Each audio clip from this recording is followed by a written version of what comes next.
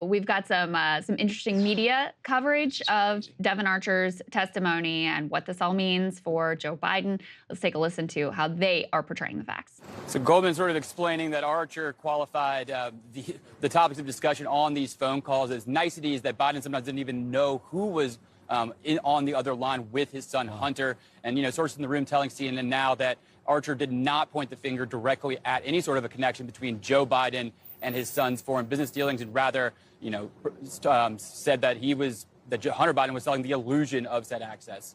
Horace? Really a stunning development, Zach, when you consider that Republicans were selling this as a breakthrough that would link Hunter's business dealings with his father. Instead, business was apparently never discussed, according to Devon Archer.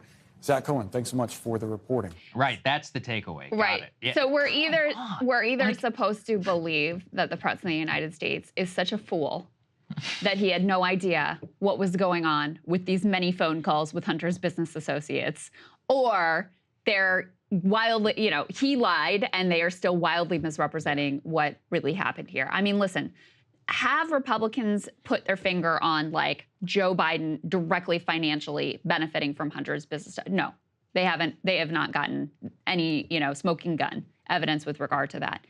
But do they have pretty clear evidence that Joe Biden has lied to the American people about how all of this went down, and the at least verbal involvement of him with his son's business dealings? Yes. Yeah, I mean, this is where the semantics of it just become absurd to me. If I have a little sister, if my little sister was trading off my name in the way that James Biden was trading off of his, and used a $100,000 slush fund to buy herself a laptop through a deal with the Chinese Communist Party, and not just buy herself a laptop, but for all of my nieces and nephews, and possibly even in conjunction, by the way, with one of my children, yeah, I think I did financially benefit from that. I mean, by any common understanding of family corruption, they obviously benefited from it. So did Biden's actual bank account get any money? I don't know. I mean, I actually still think it's possible. But, I think we even said this at the time, Krystal. It's almost very third world in the way that this entire thing went down. Yeah. The way that it works in the developing world is, you never pay. Sometimes you pay somebody off directly,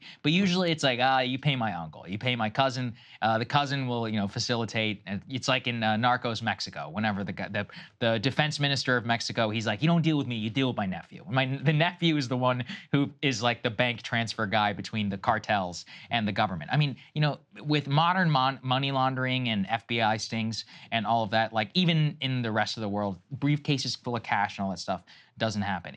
But it is still obvious in any familial network ties that if you are going to mansions paid for with corrupt cash, you benefited from that. We understand that, right, whenever it comes to private jets, but why don't we understand it whenever your quality of life and all the people around you is directly affected by this corruption? Then to me, and again, in any common public understanding of that, I understand not legally, then you clearly did financially benefit from these transactions.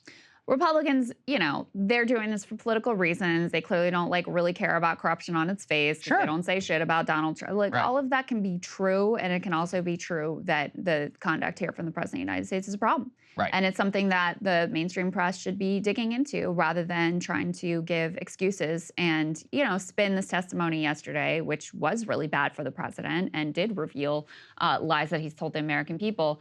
Try to spin this as a loss for Republicans. And also, I just, why play into their game where they want this just to be about scoring points against President Biden in this partisan battle?